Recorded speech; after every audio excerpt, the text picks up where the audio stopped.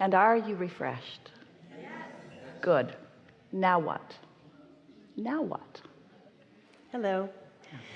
I just wanted to thank you for being a parent and a grandparent.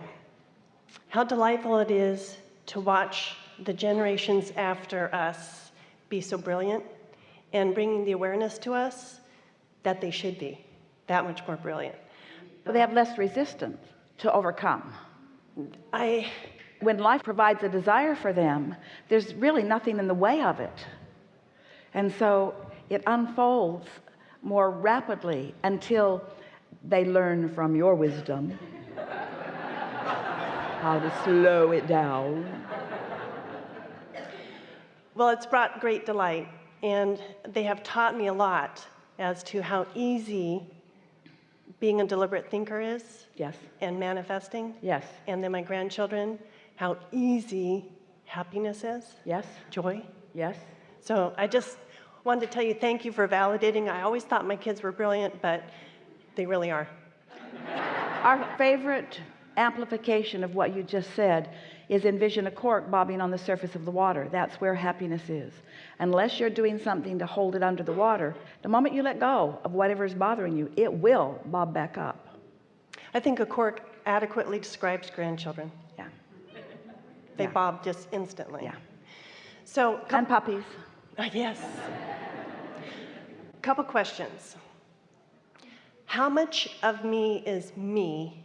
Because I know I'm surrounded by my cadre of non-physical Depends on friends. what you've got going on vibrationally. You can pinch yourself off pretty good. The happier you are, the more of you are. Yes. The more unhappy you are in any moment, the less of you are allowing to flow through. Yes. But I'm being surrounded and guided all the time, and depending upon my receptivity. Yeah. So you're guided all the time, but whether you know it or not is what your receptivity is depending on. The guidance never stops. Correct. The flowing to you never stops. The well wishes and well-meaning and well-being and guidance and direction never ceases to be flowing to you. So all that's flowing to me, how much is that my cadre of non-physical friends, how much of it was my independent thinking? As you came in to this physical body, you had clear intentions that were not being resisted at all. So you got here and you have this clear intention and a vortex that is robust with future experience that's going to be wonderful in general format, general well-being that you get to choose the specifics of.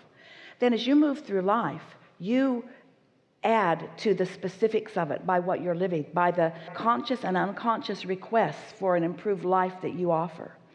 So you and your inner being have been in on creating this vibrational reality for more than we can even acknowledge as time. In other words, the longevity of you and who you are is so much. So the only question is, since all of that, some you were born with and most you've added to it as you've been walking this physical trail, your inner being has become the fullness of all of that. So the question that you're putting to us is, how much of me is my inner being and how much of my inner being isn't me? And we say, you really are, you and your inner being are identical, but in this physical format, in any moment in time, you can disallow yourself the knowledge of who you are. It's like in a moment of complaint, you forget how blessed you are. So we want to say, it's all you and you. Jerry wanted to entitle all of the books or get them in the bookshelf. They're all in the spooky section.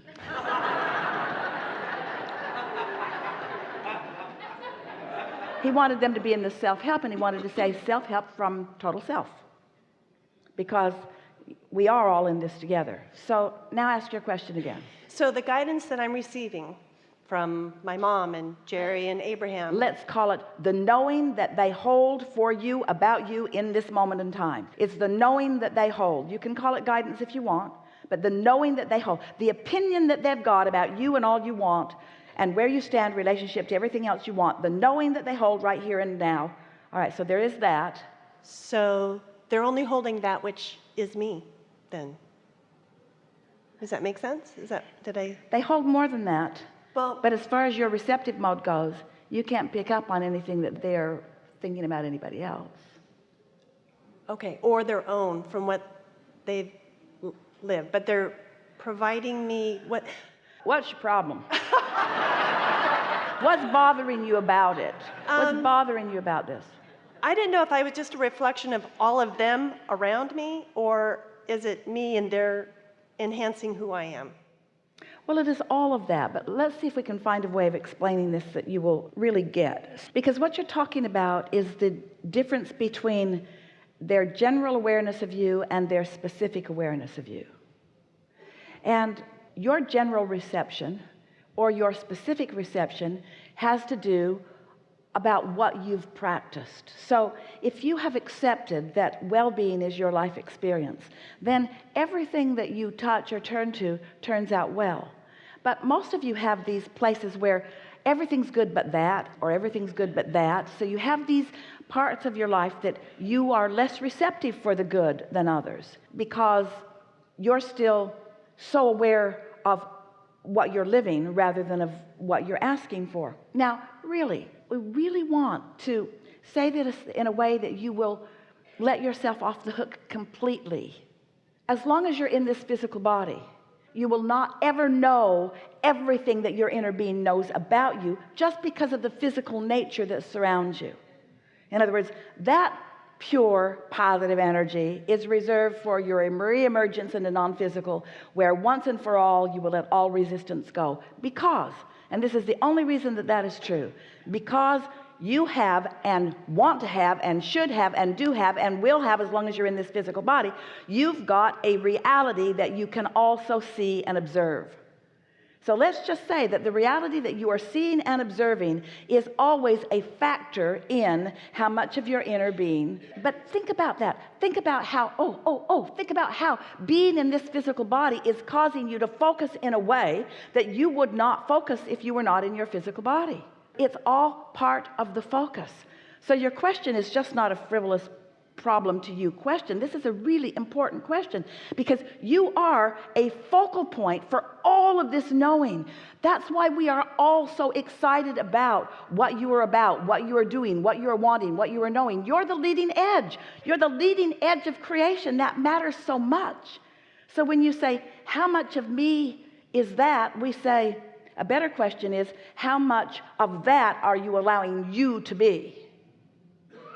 How much of that are you allowing you to be? That's the question.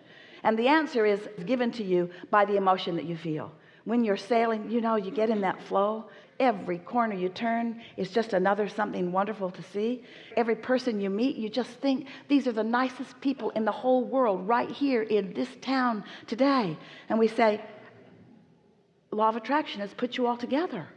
Your vibration is the reason that you are interacting with whom you're interacting with and the mood that they're in when you're interacting with them.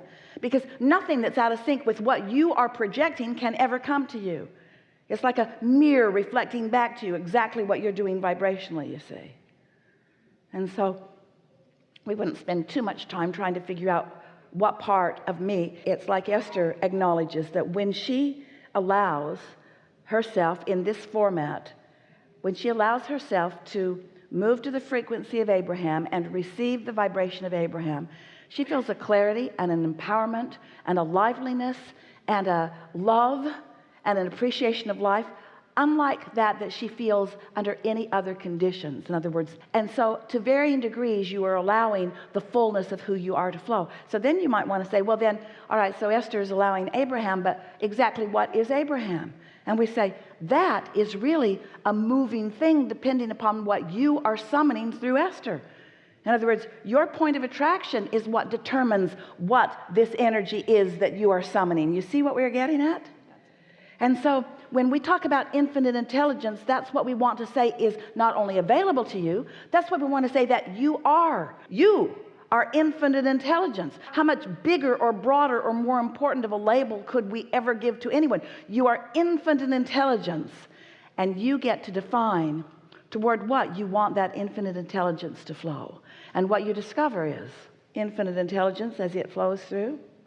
It's not more eager for you to talk about physics or scientific discovery than it is about the route to where you want to go. Infinite intelligence is enjoying whatever subject you are focused upon, because there's no subject that is not expanding. None. Every subject is expanding. So really what you're talking about when you're talking about how good you feel is you being in on and in fact providing and being an equal part to infinite intelligence expanding in this leading edge. Most humans still don't have that straight. They still don't understand that you in your physical form are the leading edge of thought. So many people think that they're here being tested by something that is the leading edge of thought, and that you're still trying to catch up. You don't realize that you are the leading edge of thought. Helpful? That's empowering. Thank you.